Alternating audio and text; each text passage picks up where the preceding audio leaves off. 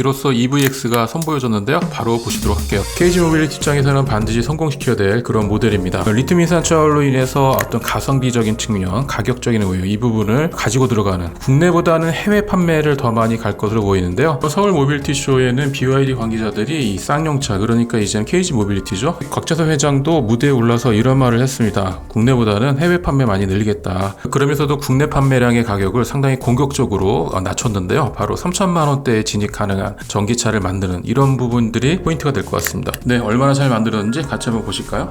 네, 전반적으로 보게 되면 토레스를 기반 아래 만들었기 때문에 곳곳에 토레스의 모양새가 많이 좀 남아 있습니다. 키넥트 라이트 블록이라고 해서 똥을 걸거나 차량이 어떤 운행을 할 때 마치 옛날 전격 제트 작전에 나왔던 키트처럼 이런 라이팅이 하게 되면 미래지향적인 느낌을 보여줄 수 있을 뿐만 아니라 기능성 역할을 하면서 차가 더 와이드하게 보여주는 그런 부분들에 대해서 이점이 있는 KG 모빌리티 내부에서 여러 가지 디자이너의 아이디어를 받아서 그 중에 하나가 발탁이 돼서 이렇게 진행된 것으로 제가 알고 있습니다. 기존에 생각하지 못했던 걸 보여주는 그런 사례인 것 같아요. 이 차는 이제 중형 SUV입니다. E5가 4,850만원부터 시작을 해서 4,950만원, E7이 5,100만원부터 시작해서 5,200만원입니다. 개별 서비스의 감면 기준인데요. 앞으로 3천만원 후반대로 이제 떨어지는 이런 형태가 보일 수도 있을 것 같습니다. 물론 지자체별 보조금이 다 틀리기 때문에 이제 풀로 다 받았을 때 얘기입니다. 이 차량이 만약에 너무 늦게 나온다, 그래서 올 하반기 12월이나 뭐 이런 식으로 나오게 되면 정부의 그 지자체 보조금이 곡간이 많이 줄어드는 상황이 계속 이어지고 있는 상황이기 때문에 정부 보조금 정책을 받으려면 올해 안으로 나와야 되는데 10월이나 11월에 나와야 되지 않을까 이런 생각을 합니다. 인체공학적인 디자인으로 와이드해진 그런 부분이 있습니다. 기존의 토레스가 그 빌트인 형태, 북박이 형태로 클러스터나 그런 부분들이 안쪽으로 쑥 들어가 있었는데 토레스 EVX에서는 기존 현대차 기아에서 즐겨 사용하는 디자인이죠. 커브드 디스플레이가 들어가 있습니다. 일체형으로. 그래서 이 시야가 그 기존의 토레스 같은 경우에는 아주 시원시원한 그런 시야를 확보를 했는데 이게 이제 일체형 커브드가 들어가게 되니까 시야가 약간 좀 답답해지는 그런 또 단점이 좀 있는 것 같아요.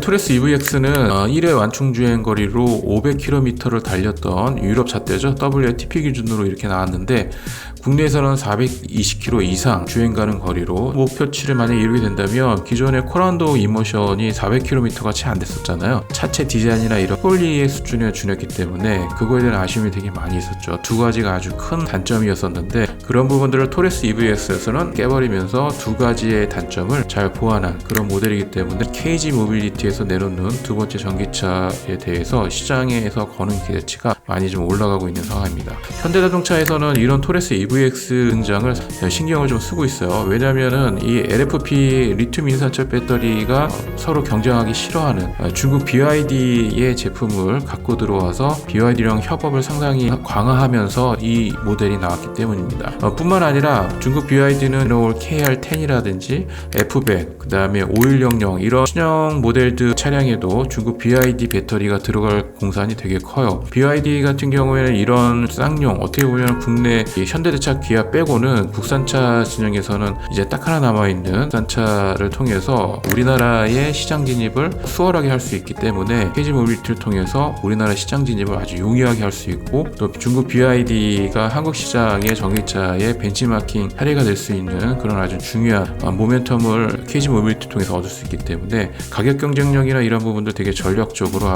빠른 공급과 아주 낮은 가격대를 형성을 하면서 KG 모빌리티하고 형성합니다. 그렇게 된다면 전체 차량 가격에 대한 가성비는 계속 오를 수 있고 배터리 제조사뿐만 아니라 실질적으로 전기차를 개발을 하고 더욱이 반도체까지 개발하는 경쟁력이 상당한 플레이어이기 때문에 현대차에서는 중국 BYD와 KG 모빌리티의 긴밀한 협업을 아주 싫어하고 있는 것으로 제가 알고 있어요. 그렇기 때문에 이것에 대해 반한 현대자동차 기아가 어떤 식으로 대응할지 이 점을 지켜보는 것은 관전 포인트가 될 것 같은데 어찌됐든 KG 모빌리티는 이미 이제 주사위는 던져졌고 앞으로 나아갈 일만 남았기 때문에 중국 BYD를 통해서 글로벌 시장 진출을 아주 적극적으로 할 예정입니다. KG 모빌리티가 앞으로 나가면 나갈수록 그 뒷단에 BYD가 따라붙으면서 배터리도 팔고 시장 진입을 통해서 완성차 브랜드에 대한 어떤 경쟁력을 KG 모빌리티와 협업해서 나갈 수 있기 때문에 향후 BYD가 한이라는 모델을 세단이 있거든요. 이 차량을 국내에 들여온다든지 키운다든지 이럴 경우에 쌍용 자동차, 그러니까 KG 모빌리티하고 협업할 가능성이 농후합니다. 이렇게 되면 현대차가 기존에 갖고 있었던 시장에 대한 점유율을 마치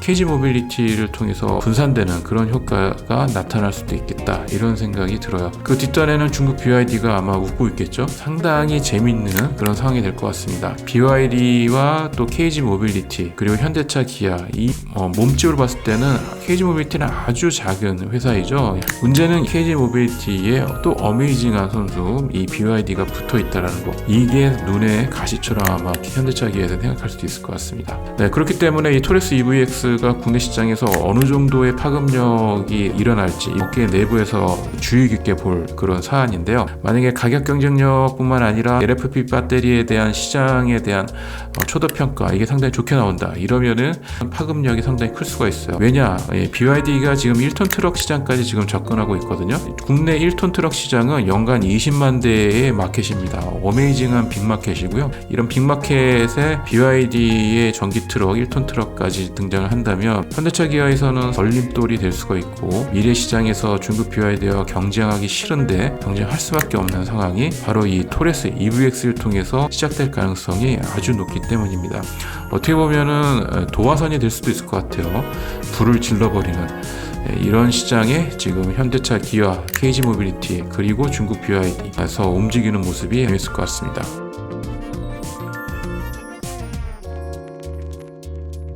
지금 히든 공간으로 처리되어 있는 건데, 가장 독창적인 특징은 여기 충전기가 보이시잖아요. 네네. 이거는 차량 충전하는 용도가 아니라 여기 보시면 전기 자전거에 이렇게 아웃도어 전기 자전거를 사용할 때 자전거 그 배터리가 다 나갔을 때 이 충전구로 해서 이렇게 앞에 보시면은 뭐 좀 튀어나온 부분이 옆에 센서가 달려 있어요. 자율주행적으로 그런 요소로 개발 디자인입니다. 알겠습니다.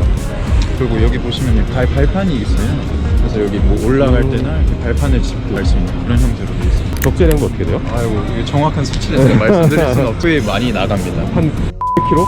말씀드리려고. 알겠습니다. 조금 더 준비를 해야 될 상황인데요. 구체적인 계획까지는 아직 나오지 않았다는 거예요. 조기 준비를 하고 있습니다. 소장님 수출 전략 좀 말씀 좀 한번. 간단하게 좀 얘기해 주세요.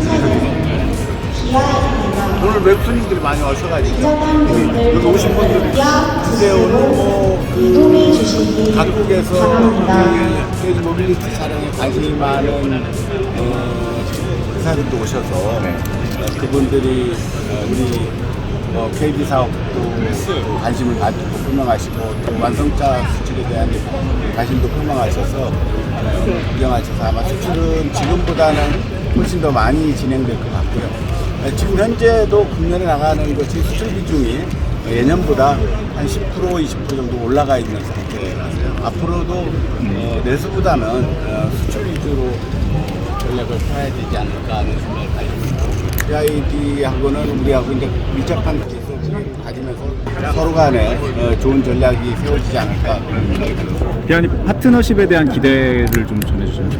서로 비즈니스 관계니까요. 양사가 도움이 되면 우선 BYD 그 배터리가 여러 가지 그 상황들이 있지만 현재적으로 봤을 때 배터리 차로서는 BYD가 실력이 떨어지지 않고 있고 더군다나 우리가 제일 걱정하는 화재 안전성에 굉장히 탁월한 영향력이 있어서 아마 한국 배터리사들도 인산철로 바꾸려고들 많이 노력하고 계십니다. 회장님 A200은 언제쯤 예.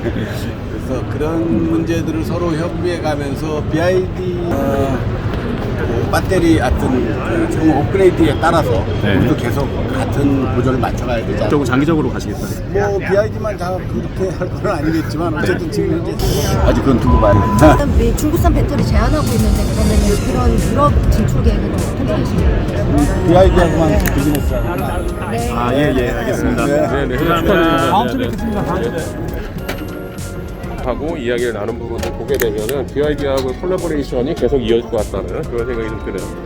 바로 지금 다음에 네네 Norway, Sweden, Denmark, Finland. 계속 지금 파트너사들의 접촉이 이어지고 있고요.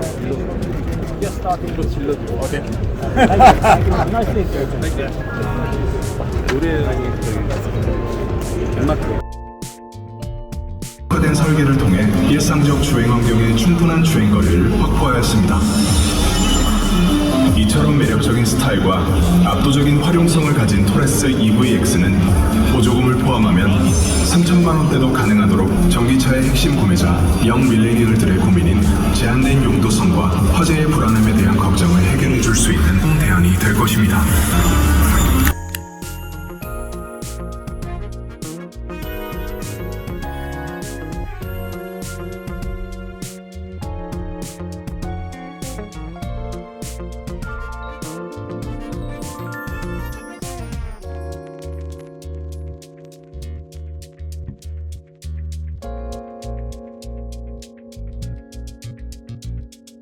자동차 브랜드로는 쌍용 자동차가 더 오래됐는데 케이지가 있다고 더 잘 될 게 아니잖아요. 그렇게 아니니까 그거는 잘못된 전략인 것 같아서 자동차 자체에다 승부를 걸었다. 또 이모션이라는 모델이 있었잖아요. 배터리는 LG 엔솔 배터리가 들어갔었어요. 근데 그 LG 엔솔 배터리 공급량이 줄어들면서 코나도 이모션 판매량이 줄을 수밖에 없었죠. 이런 점을 봤을 때 토레스 EVX도 단지 국내 판매량을 이 차의 성공 여부를 판단할 것이 아니라 해외에서 들어오는 주문량이 얼마나 되는지 이 부분이 관건이 될 것 같아요. 아직 그건 두고 봐야 돼. 회장님.